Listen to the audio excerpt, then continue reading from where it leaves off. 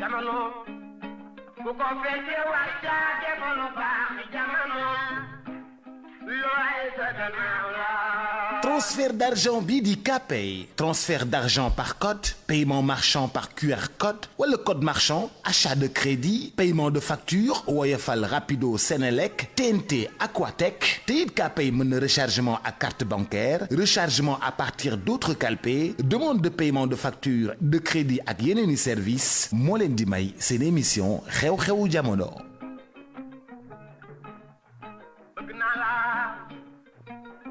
bëgguma la jarul coow nan booloo looy sa gannaaw la.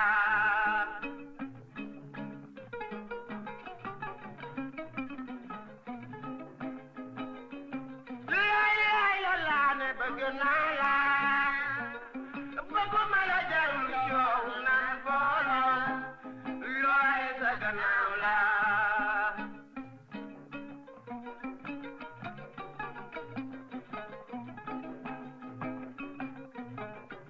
waaw te Diallo yaay maxtaar tey Diallo. mbokk yeeg xaritu auditeurs yi salaamaaleykum 9h tegal na 20 minutes ci iRadio 90.3 mbokk yeeg xaritu auditeurs yi salaamaaleykum ñoo ngi leen di nuyu fii ci Ndakaaru ci 90.3 ñoo ngi leen di nuyu ca Thiès ci 97.7 ca Kaolack di leen nuyu ca Sédhiou Kolda Ziguinchor Tambacounda di leen nuyoo tamit ca Podor ca Matam ca Saint-Louis ca Louga ak Touba ak Mbacké li ko wër di nuyu tamit fii ci Ndakaaru di nuyu tey siyaare Alaaji Ibou Fall ci xew-xew jamono asalaamualeykum. Boubs maa ngi lay nuyu di nuyu kilifa xale bi Kandji. nga moom ndeysaan 54% yi da ngeen gaaw a déborder. may nuyu ay Kandji bokk ci Kandji yiw ak yaru la def. ah en tout cas 54% yi daal lu ne am na ci nag. moo tax daal ma koy dànkaaf. ndeysaan nuyu auditeurs yeeg ci internautes yi. ak téléspectateurs yi sama soppe yi nag ñoo tax ma ñëw. ñi si des nag yéen waa 54% yi nuyu leen bakken. ñoo ngi lay fay bu baax a baax a baax. Alaaji Ibou Fall révélation sur révélation bi ñu fiy jógee fekk na ki nga xam ni moom moo di directeur général ONAS defagul li nga xam ni moom moo di conférence de presse gannaaw bi nga xamee ni def na conférence de presse ba pare boo seetee tey ci mbind yi ci contribution bi ñëpp a ngi laaj lan moo tax ministre bi ne pat jàpp njàmburam ki nga xam ni moom moo di maanaam directeur général bi génne ay courrier yoo xam ni dem na digganteem ak ministre bi wane ni moom dafa bëggoon jàpp ci jubal jubanti bi waaye dafa mel ni dafa am ñoo xam ni dañoo bëgg sucré wu carrément ci li nga xam ni moom moo di curage yeeg yu ni mel su fekkee ni suivre nga ko noo ko jàngate. Bon pour man. En 3 mois c'est vite fait là. Non bon man xam nga je suis pas pour les déballages comme ça. Les affaires de l'État. waaw xam nga administration ci man c'est l'écrit. nañu bindante kii s'il y a une décision qui a été prise na ko attaqué. devant le Conseil d'État wala am na daal ay voies yoo xam ne mais taxaw ni woote di weer ministre beeg yooyu bon léegi nag xam nga dañuy naan borom loosu neen moom. xeex ak borom caq. ministre nag dafa takk caq ni mënul yëngatu xuloo bi da arrangé wu ko non c'est déplorable parce que bon de toute manière ñu ngi ci tâtonnement. ça moom c'est vraiment le constat général fu nekk nga yëngatu. comment ça ñu ngi ci tâtonnement. fi mu nekk nii yow même dans le secteur de la presse daa déggoo yi ñuy génne ay liste ak lu ne ñu def ko. liste yi maa ngi ciy ñëw. non c'est le tâtonnement général parce que y a un nouveau régime qui veut imprimer sa marque xam nga nag administration dafa am tradition organisation état dafa am tradition te saa yoo ñëwee teel a ñëw soo ñëwee wàcc bees il faut que mu am ay friction parce que yow da ngay ñëw ak sa façon c'est comme Wade quand il a débarqué di indi ay contrats spéciaux ay kenn xamul ñëpp di ko xool ay ngandam bët parce qu'il y a une tradition 1960 ba léegi notre administration même a une philosophie coloniale parce qu'elle a été mise en place comme ça moo tax l'administration sénégalaise était faite pour enrichir la hiérarchie un peu ou les colons. waaw nu mu tudd. la France. léegi ñi remplacer français yi. l'administration est à leur service. Et donc tu as eu pendant 40 ans un fonctionnement administratif au service d'un régime socialiste. Ak leur façon de faire ku nekk ak sa rythme sa philosophie ak yooyu. Wade ñëw il a une autre manière de faire moo tax tu as l'impression qu'il a un peu saccagé l'administration. Macky Sall a fait la même chose bi mu yegsee ñii vont faire la même chose. Non, ils vont pas faire la même chose. Ah. C'est pas ce qu'ils nous ont promis. Ils nous ont promis du jubal jubanti. Mais même jubal jubanti c'est relatif. Boubs ñoom li ñuy woowee jubal ak jubanti mais c'est pas forcément ñun ce qu'on considère comme ça. C'est relatif. C'est-à-dire c'est la loi des vainqueurs. Tu viens tu dis man nii laa ko gisee c'est normal les Sénégalais yéen waa 54% yi. yéen a leen jox boobu gëdd. ñoom ni ñu gisee jubal ak jubanti c'est pas forcément dans l'absolu c'est relatif ñoom ñoo ko gisee noonu ñun mën nañ ci dara 54% yi ñoo leen ne yéen a nekk ci dëgg c'est tout. La version des vainqueurs on va y aller à un moment ou à un autre. Il y a eu 86 morts. ba ñu jël ñoom Ousmane Sonko def ci kaso bi. Ils sont sortis ils ont pris le pouvoir. On attend de voir quelle va être leur version sur les 86 morts. Mais Ibou loolu faase nañ ko. déedéet. ah kay. non ñi dee nañu ko kenn mënu ko effacer. mais Ibou nu mu tuddati. xaaral ba assemblée nationale bu bees bi ñëw. non Ibou loolu faase nañ ko. dama ne la xaaral ba assemblée bu bees bi ñëw. mais Ibou c'est que man da nga may jéem a réeral jàpp ay xeer di ko dóor sama bopp bi. non tu sais c'est la justice des vainqueurs. waaw mais xanaa nee nañu baal nañu ñëpp. non kooku Macky Sall non kooku Macky Sall la version wu Macky Sall. voilà ñii seen bos moo ci des. ñii tam dañuy ñëw am version. ah du ñu am version ñoom lañ ko jiiñ. waaw mais baal nañu ñëpp. déedéet il y a des gens qui sont morts il y a des dégâts matériels. non Ibou dégâts matériels yi moom kenn mënu ko fay. xam nga man ma yore sama station. di jaay sama essence non mais responsabilité am na. au moins nga xam kan moo la tooñ.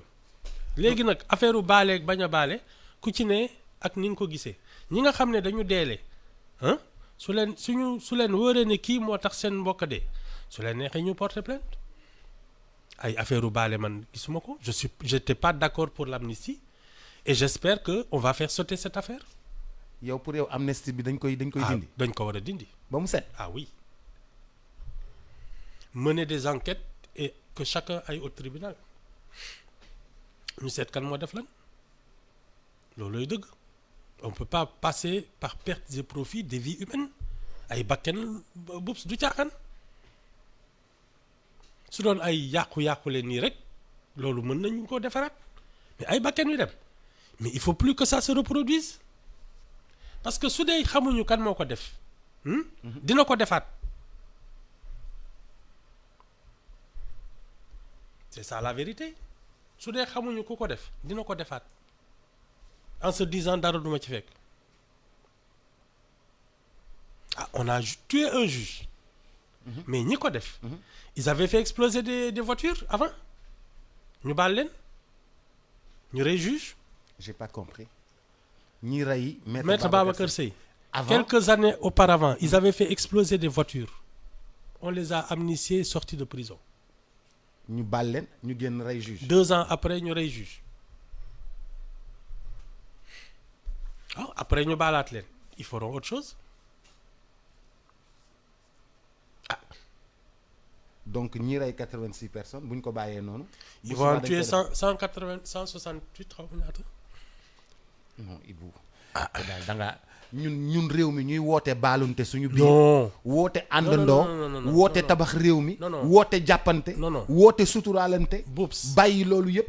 Boubs baalonte day fekk nga xam lan lañ la def ak kan moo ko def su boobaa nag su la neexee nga baale il faut savoir ñun dañu war a xam li fi xew te loolu yoon rek ko mën a wax. ñi doon romb ñu jàppale ne leen da ngeen indi cocktail molotov wala kii nii fekk seen yoon nekku ci. voilà ñu dëgg tëj leen prison pendant 6 mois 9 mois ñooñu foog ñu leeral seen mbir. waaw su dee liñ leen jiiñ loolu la wala du loolu. benn boy peintre di def décoration d'intérieur nekk peintre di jënd ay diluant di defar ay peinture am ak affaire yooyu ñu ñëw fekk ci këram ay butéelu vide diluant yu bëri yu vide ñu ne ko da ko doon def cocktail molotov yóbbu ko. ah waaw kooku par exemple il peut les poursuivre ñu dédommager ko ah su dee erreur judiciaire. te mu def kaso. mais s'il les poursuit il va être dédommagé c'est tout. mais Ibou daal kon yow loi bi ñu def fii yow da ngaa yaakaar ni mën na tabaat. bu baax et on devrait le faire Macky Sall a fait n'importe quoi. non Ibou nag yow moom. non daal. ah. Bobs. comme ñoom dañuy jubanti. c'est le moment de dire aux Sénégalais ce qui s'est vraiment passé.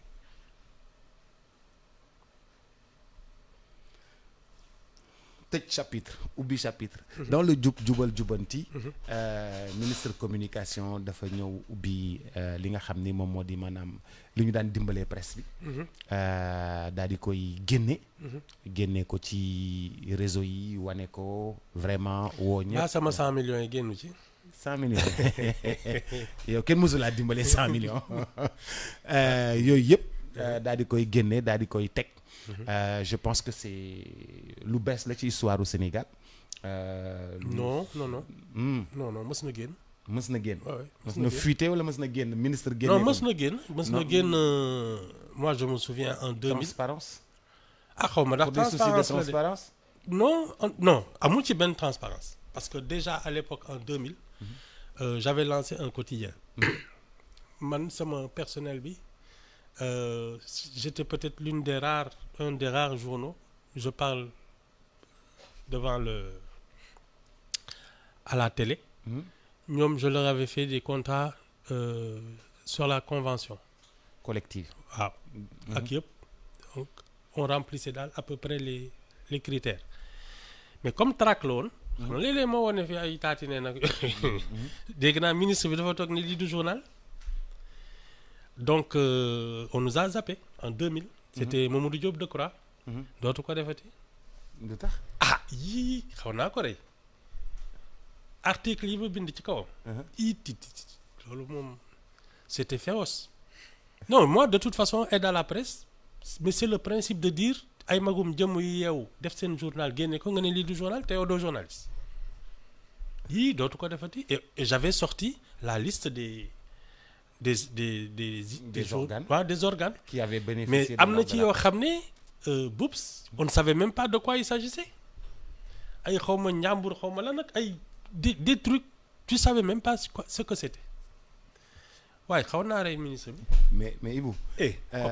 non yàgg nañ génnee les listes là c'est pas grave. bi ñu ko génnee nii. vraiment des gens ont paru être scandalisés.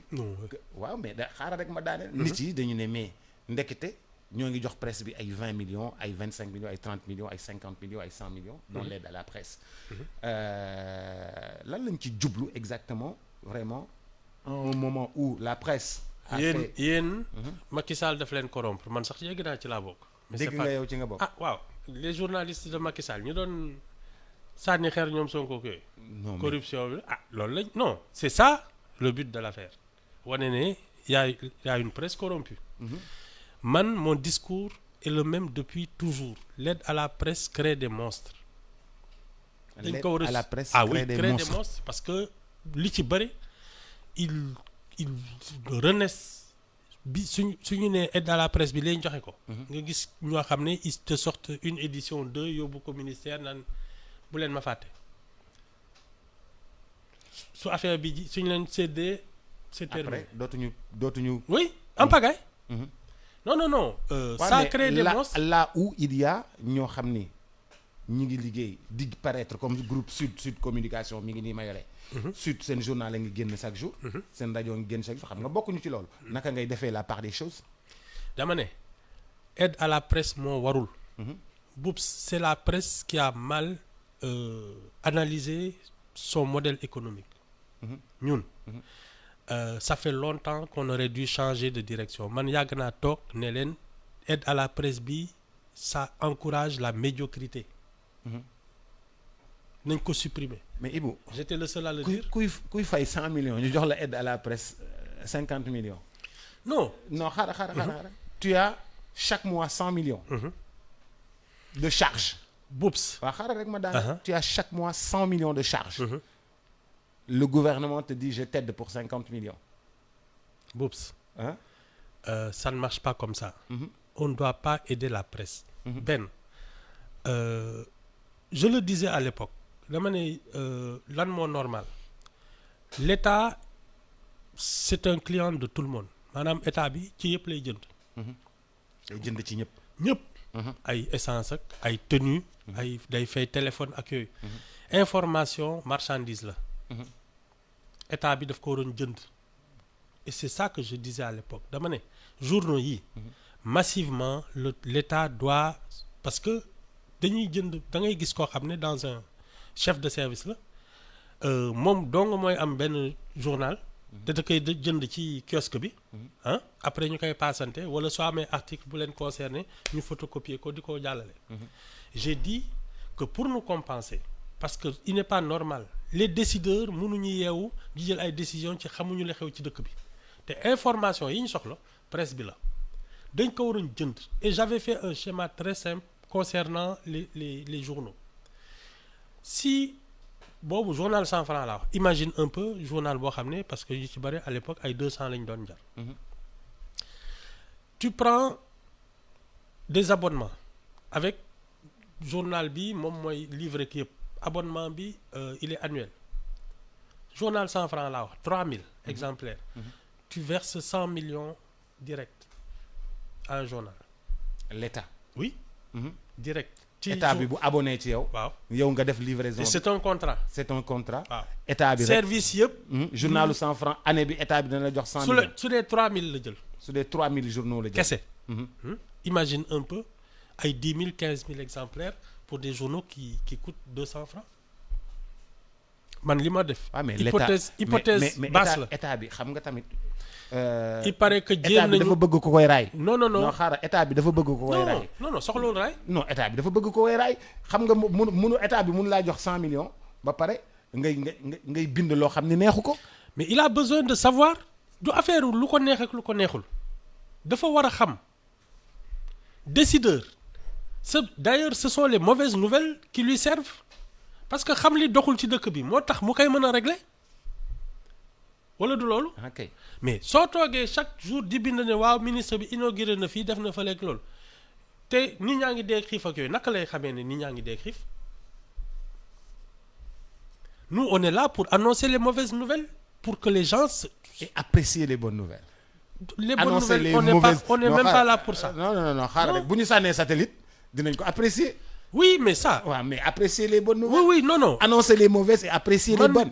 non li may wax les bonnes nouvelles mooy ki nga xam ne tu es payé pour ça tu fais ton travail ñu bëgg la ci génne sa photo naan vraiment kii tu es payé pour ça on n'a pas à dire ça ñun ce qui nous intéresse c'est pourquoi tu n'as pas fait ton travail alors que tu es payé pour ça c'est ça nous notre rapport avec les pouvoirs. pourquoi curé wuñu.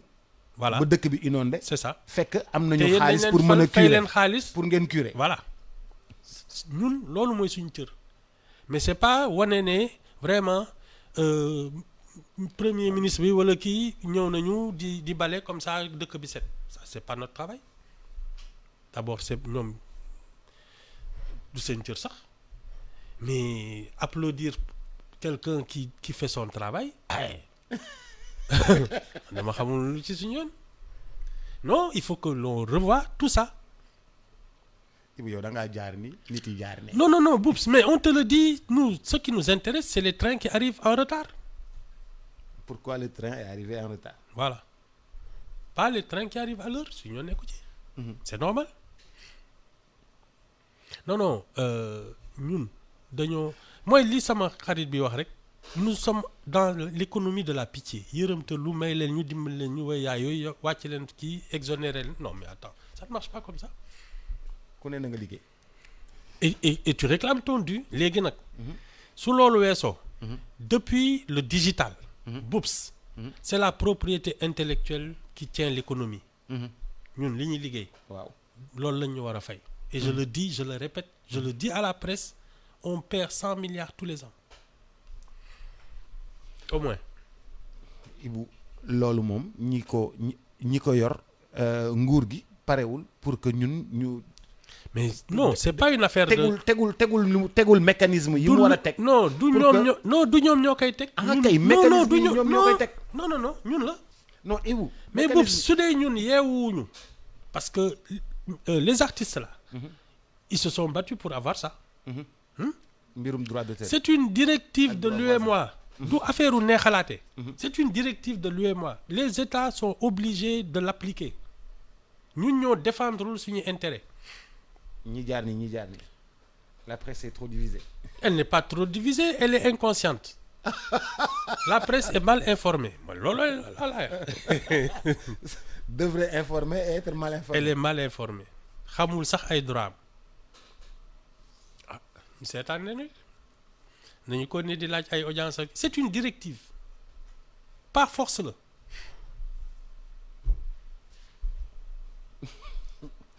Ibou maa ngi lire kilifa gu mag ci presse bi sànq. muy wax ni bu fekkee ni dañuy publier lépp loo xam ni dañuy maanaam daal dañ koy jox presse bi. lan moo tax duñu publier li ñuy jox magistrat yi. lan moo tax duñu publier li ñuy jox impôt et domaine. lan moo tax duñu publier li ñuy jox syndicat impôt et domaine. lan moo tax duñu publier li ñuy jox école privée catholique yi. ak école privée yi nga xam ni état bi da leen di dimbali. ñu xam publier pour publier ku nekk lu mu am. déedéet. du affaire au publier. L'argent public. Dans une démocratie normale. Chaque citoyen soo bëggee xam fan la xaalis bi jaar. da ngay cliquer dem ci site yi ñu ne xaalis bi nii lañ koy gérer. Les députés. C'est ça leur fonction. Contrôler l'action du gouvernement et informer leur mandant. nga xam ne kon personne ñi leen yónnee ñi leen fal.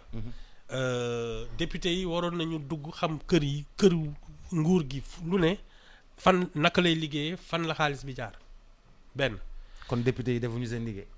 je le dis depuis ñoom kat dañuy taxaw ci kaw table yeeg di wane seen ay calso xam ne kay taluñu contrôler. bismillah. léegi muy loolu. ñaar administration bi ci boppam moo comme am nañu site ak yooyu. moo war a tout le temps ci wax lii fi am naka lañ koy séddalee. lii ñuy naan c'est pas normal. C'est ça qui aurait dû être le fonctionnement normal. lii ñu naan lii ñu publier normalul loolu moo waroon nekk chaque fois. Et pour tout le monde. Pour tout le monde. Parce que c'est l'argent public. À part les secrets de défense ak yooyu. te yooyu commission député yeeg yooyu war nañ ko xam. Parce que c'est de l'argent public. bu ñu mais boo demee ci site bi doo fa fekk Ibou Fall inspecteur des impôts ñaata la amoon doo fa fekk magistrat diw ñaata lañ ko may. normalement ñaata lañ ko jox xaaral rek doo fa fekk diw ñaata lañ ko jox dañ koy def benn global ne lii fonds commun yi la wala lii diw la wala lii diw la. waaw pour mais ñoom la. non parce que ñun à peu près rek mais li normal mooy ñu publier yëpp c'est de l'argent public. kan moo ci am lan loolu moom ça doit concerner tout le monde. À part les histoires de secret de défense ak yooyu. Je pense que tout le reste c'est normal. lépp la ñu war a publier. Ah oui. Oui. À part du secret défense jënd arme secret défense bon boo koy wax mooy ay jënd ay armes. jënd ay suñu kaaraange mais loolu sax xëy nañu benn 45 milliards génn ci mbedd mi. non mais c'est que justement ñun dañuy dugg ci yoo xam ne suñoo nekku ci. au lieu ñu lijjanti ñun lan mooy suñu yelleef.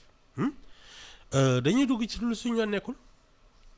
et ça c'est tout le monde c'est tout le temps c'est-à-dire moo tax dëkk bi désordonné parce que li nga waroon def mooy li ma lay wax rek ci tali bi nit ñi dañuy dox ci tali bi oto yi gaari ci kaw total bi c'est exactement comme ça qu'on se comporte ñun noonu lañu mel toog grand place yow doo inspecteur des impôts doo nu mu tudd magistrat doo IGE nekkoo Cour des comptes nekkoo fen mais yow yaay génne naan xaalis bi mu ngi nii yàlla boo sol sa costume nag woo presse bi dañ ko indi nag c'est bien benn waaye moom doon wax mais boobu ça va mais lan mooy différence entre presse bi ak site yu bari yi nii lan mooy seen différence entre presse bi ak site yi ma ne ko non grand site yi ci presse bi lañ bokk. bien sûr non xam nga y a au moins une constante. Journalisme. C'est un métier qui a un code de déontologie. Et une manière de travailler. léegi nag que ce soit écrit que ce soit audiovisuel c'est la même chose. ak internet digital c'est la même chose. C'est du journalisme. Informé. léegi nag comme tam on est dans un bon on est libre aussi yow su la neexee parce que tu as des écrivains tu as des comédiens. tu as toutes sortes de personnes qui ont besoin du public. su la neexee ñu ubbi seen site. bañ informer mais def de la comédie def du divertissement. moo tax non on ne peut pas dire aux gens non lii du kii ak yooyu léegi li am mooy journaliste dafa am. ñeneen ñi def ay artistes ak yooyu tam dafa am et ils ont le droit d'avoir des sites loolu la di. na ñëpp am. waaw mais informé la parce que bulletin d'information ak article de presse loolu soo ko liiree di nga ko xam. leneen nag kuy toog def sa roman wala sa essai wala ngay def say imitation ay sketch ak yooyu ça c'est différent. Il faut savoir yow lan moo la intéressé si tu veux être informé. nga dem ci journaliste yi si tu veux te divertir nga dem ci artistes yi oui c'est tout. mais rythme bi ñu jël nii parce que dafa am ñoo xam ni vraiment comprendre ñu ni yëf yi di évoluer comme ça. On dirait que c'est un combat de boxe. Aujourd'hui, la presse donne un coup, ok? L'État esquive, et le lendemain, c'est l'État qui donne un coup. Wow. Et puis la presse est KO, la presse se relève, donne un autre coup. Voilà. Et puis après, nitine, ok, on va reprendre. Commencer waat dafa mel ni combat de boxe la yoo xam nga lan moo ko indi. waaw. On n'a pas posé les vrais problèmes. Boops, les problèmes sont sérieux. du affaire xuloo ak parce que xuloo day réeral dëgg. La presse ne s'est pas penchée sur sa situation de manière rigoureuse xool lan moo ko indi fii te bañ ko jiiñ état bi ñun suñu bopp li ñu dal ñoo ko teg suñu bopp benn état bi xam nga lan mooy cëram fexe ba nit ñi war a mën liggéey ils sont là pour ça. Faciliter l'entreprise et surveiller nos intérêts. État loolu lay jëriñ day fexe ba ñi fiy dëkk mën di circuler di liggéey di fajoog yooyu. waru ko gàllankoor. Ça veut dire que su dee état bi dafa xalaat ne moom lii muy def day régler ay comptes. kon xeex la ak xulo taxaw ci kii bi ne way ñii ñu ngi nii lii lañ leen jox ci xaalis ñu pasare ko ak yooyu. du cëram journaliste yi itam suñu bëggee toog ne état bi moo tax suñuy kër di daanu c'est pas vrai waaw que chacun fasse son travail c'est tout. Les problèmes de la presse sont des problèmes structurels ñun yoon bi ñuy jël baaxul wax naa ko waxaat ko parce que xam nga ñun dañuy naan li ñu naan dañuy demerdaas. waaw am ay contrat fii dugg fii génn mais c'est pas ça qui va nous faire vivre. Qu'est-ce qui va nous faire vivre? Mais boops je le dis je le répète ñun li ñuy liggéey nit ñi di ko jariñoo am na naka lañ ko mën a jëli parce que y a une propriété intellectuelle saa yoo bindee saa yoo créer ce concept sa émission yooyu nit ñi di ko seetaan di ko lire mais c'est ça le rôle de l'État. Mettre une taxe en disant voilà yéen ñii liggéey lii la public bi fay. mais Ibou loolu laa la wax sànq ne la. mais c'est une directive de l'UEMOA. état bi yoonam appliqué wu ko ay état bi liggéeyu ko. defu ko non Ibou yow man damay def émission ak yow d'accord ma pare ñeneen daggate ko. waaw dugal ko. waaw ci seen yëf xam nga lu tax loolu état bi kon daf ko waroon daf ci da nga ne ma daf ci war a dagg fay ma. waaw mais état bi fayu ma. déedéet xam nga lu tax. parce que ñun on n'est pas à la SODAV. ah si on est à la SODAV. mukk si comme auteur. ak producteur. waaw média yi. waaw non. éditeur de presse nee naa leen journaux yi ñoo war a dem man bi ma koy wax pratiquement c'était à la création de la SODAV dama ne éditeurs yi il faut inscrire les groupes à la SODAV comme producteurs et les journalistes comme auteurs nga xam ne ñoom ñooy défendre ses intérêts c'est une directive de l'UEMOA et tous les pays de l'UEMOA là ils sont forcés de le faire soxloolu ñuy naan état bi dimbali leen ñu c'est une directive par force la. mais Ibou yow SODAV amul lu mu fay musiciens yi. looy wax nii fay matul waaye arrêté la waaye. Ibou looy wax nii. Ibou ñii liggéey ñu ngi fayeeku de. waaye Ibou waa xaaral rek. man Boups ñii liggéey ñu ngi fayeeku. Ibou. Boups man maay def AGO SODAV. dama ne la Ibou. dama ne la Ibou Ibou. Boups il faut pas confondre ñi nga xam ne benn woy la ñu woy yaa 25 ans. toog ci plateau yi naan man artiste la bàyyi say reste di jàll nga naan woy man artiste non ceux qui vont en studio en permanence. ceux qui font des spectacles en permanence. ñu ngi fayeeku ñi nga xam ne ñu ngi def lu intéressé public bi ñu ngi fayeeku tous les trimestres xaw ma lañ leen di woo neen seen chèque a ngi nii. mais su dee yow benn morceau nga def yaa 25 ans di wër plateau yi naan temps boobu kenn attanu ma. mais Ibou mais Ibou Joy Sims benn morceau la am te ba léegi mi ngi fayeeku. ñu ngi koy déglu. Joy Sims mais am na ñoo xam ne kenn dégluwu leen. Boups gëj nañ leen déglu ca kii. mais Ibou fii kenn amul lu ñuy nattee ñu ngi lay déglu am dégluwuñ la. si amul nuñ koy nattee si toi aussi si. amul nuñ koy nattee. bu baax. les Ibou gens là amul nuñ koy nattee. mais attends yow sooy def sa émission xam nga tu déclares les morceaux que tu mets en truc. waaw soo demee CNRA. dafa am monitoring lu fi waaye def ci audiovisuel bi mënoo rëcc. moo tax de temps en temps mu am benn événement incident ci plateau. ñoom dañ koy visionner ne hey kii dañ koy avertir mais parce que ils savent tout ils enregistrent tout non ñun ñoo liggéeyul boobu c'est de notre faute on n'a pas travaillé sérieusement lu leneen état bi defuñu dara ñun ñoo amul fulla on aurait dû installer cette affaire-là depuis au moins une dizaine d'années ñu seetaan suñu bopp ba léegi affaire bi bu ñu naan non c'est-à-dire kii dañuy xeex ak yooyu kenn xeexuñu ñun ñoo liggéeyul. Ibou juste léegi ça veut dire que le journal là. Que je tiens là. Sud. Ça veut dire que yow pour yow dañ ko war a enregistrer SODAV comme. le groupe Sud. comme léegi nag. la presse a un statut particulier mais déjà. li ñuy woowee les droits voisins.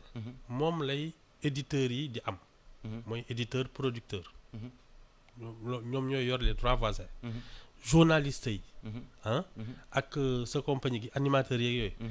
comme auteur léegi on va surveiller nos droits suñu gisee koo xam ne dafa jël suñu yëf te kiiwul bon d'abord il va y avoir des taxes normalement que la ñuy prélever verser ko SODAV def répartition bi.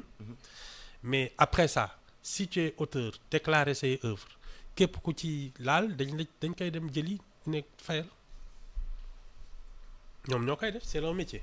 Sud la ñuy fay journaliste bi. waaw c'est tout. Il y a des droits d'auteur et il y a des droits voisins. ñu séddale ko c'est tout. léegi journaliste bi bu fa nekkee même bu fa jugee Sud dañ koy wone fa am nga fi. normalement par exemple li ñuy wax parce que journaliste bi su signé que ça par exemple je parle de la presse écrite. man ma def benn article. ci benn quotidien. loolu lañ may fayee. parce que tu as un salaire donc tu dois produire un travail. loolu moom fay nañ ma ko léegi nag su dee journal bi parce que quotidien benn yoon lay génn mais su dee article bi dañu ne kii kat dañ ko war a génneaat ci ay magazine parce que nit ñaa ngi koy wër ak yooyu. su ko benn magazine reprendre. voilà magazine boobu daf lay fay. daf may fay. te day na fay tam journal kii bi. day fay journal bi fay journaliste bi. c'est ça c'est ça su ko ñeneen jëlee. dañuy fay groupe bi. boo ci amee 30 50 3 mois yu nekk. soo daal am lu mu la jox. oui c'est ça c'est ça. mooy principe bu way bi. c'est tant que ça marche. c'est ça tant que ça marche tu es payé. non ñii jooytu nii. saa yi gëj nañ dem studio gëj nañ def concert tu veux faire quoi.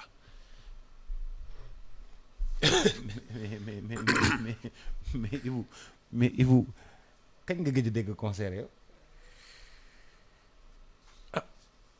ñu am na gis naa ay concert de. kii nu mu tudd affaire Ngoné Ndour bi. kii nu mu tuddati seen petit gars. waaw non mais Ibou gis naa ay concert de. Ibou barki dem ma xawma ñaata yow ñeneen ñi ngay wax la vieille garde. waaw waaw. xam nga la dañu vieille garde ñoom la ñu gën mais ñoom la ñu gën a fay par exemple. mais parce que ñu ngi leen di déglu. ñi ci ndaw ñi la ñu dégluwul. waaw suñu la dégluwul moom doo am dara.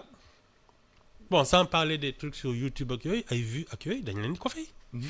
non. vues yeeg YouTube yi moom ça concerne directement les artistes. c'est ça c'est de YouTube au compte de l'artiste. oui. état bi sax teg na ci TVA léegi. waaw nee na balaa artiste bee laal foog ma tegg sama TVA man. te gis nga li ñuy def ci artiste même l'information. xam nga dañ ci teg TVA. xaw ma ndax gis nga kii bi directive état bi. waaw information bi. dañ ci teg TVA. liiral affaire bi. xam naa ne daal YouTube bi dañ ci teg TVA. bala laa kii bee fay nee nañ la saa yu la YouTube fay da nga dindi 18% jox. diffusion information dañ ci teg TVA. alors que ñi def liggéey bi ils sont même pas payés pour ça non ñun ñoo fo. nous sommes responsables de ce qui nous arrive du leneen. yaakaar nga ni la presse va survivre à ça. moo xam de en tout cas yoon bi mu jël daal bu yóbboo mbàyyi ko te jublu ci liggéeyam. waaye il faut surveiller ses intérêts et les défendre du affaire aide à la presse c'est une question de droit. yow aide à la presse da nga koy football fële. oui ça c'est terminé. on peut mettre un fonds de garantie pour soutenir les entreprises. mais entreprise nga c'est-à-dire tu as un banquier. mais fonds 6 am na. non mais le fonds là actuel. fonds des cultures urbaines. waaw non fonds d'aide xaw ma lan et de garantie la mooy le nouveau fonds là pour la presse. mais c'est pas fait pour distribuer de l'aide c'est fait pour garantir les entreprises de presse dañu war a teg fonds yow tu es avec ton banquier mu ne la lan mooy sa garantie fonds bi ñoo ne kii si fait défaut moi je me substitue à lui. lebal ko loolu mooy fonds bii mais xam nga ñu koy distribuer chaque année. te fonds bi suñ ko defoon un fonds de garantie. nga xam ne liggéey fay chaque année. non chaque année ñu koy yokk. mais su demee ba am ay 30-40 milliards. mais attends imagine un peu naka lay garantir entreprise de presse. Tu programmes le fonds sur une dizaine d'années. En disant chaque année dañ ciy def par exemple 2-3 milliards. Au bout de 10 ans tu as 30 milliards de fonds de garantie. Mais ceux qui sont habilités à monter des groupes de presse mais ils peuvent compter sur ce fonds qui couvre en partie ces emprunts. C'est ça le travail. Mais toog fi di jooy naan nañ ñu sarax dimbali ñu may ñu tuuti xaalis mais attends ça c'est pas du boulot. kuy liggéey na nga jóg liggéey. C'est ça y a pas autre chose. Alaaji Ibou Fall maa ngi lay gërëm di la sant. waaw xam naa suba ñu dajeeg fii ak kii man ak ñaari gabonais yi. Alaaji Ibou Fall maa ngi lay gërëm bu baax a baax di la sant di am mbégte di waxtaan ak yow di weccoo xalaat di vraiment c'est un plaisir di sottante xalaat di waxtaan et puis vraiment di ci jàng lu bare à vos côtés et merci pour l'expérience partagée tous les jours. ngoog daal Ah non, c'est toujours un plaisir, hein. C'est agréable quoi. Merci beaucoup. Ouais. Merci mbokk yeeg xarit yi maa ngi dikkat léegi tey damay wuutu Cheikh Sarr sëriñu Ibou Fall ñëwul. Cheikh Sarr il a perdu son grand frère. Oula. waaw il a perdu son grand frère. okay, donc je vais le remplacer tout à l'heure incha allah nga woo ko jaale ko. jërëjëf maa ngi dikkat léegi à tout à l'heure. Transfert d'argent bii di Kpay transfert d'argent par code paiement marchand par QR code wala code marchand achat de crédit paiement de facture Woyofal Rapido Senelec TNT Aquatech te it Kpay mën na rechargement à carte bancaire rechargement à partir d'autres calpés demande de paiement de facture de crédit ak yeneeni service moo leen doon may seen émission xew-xewu jamono. La radio est une imagination.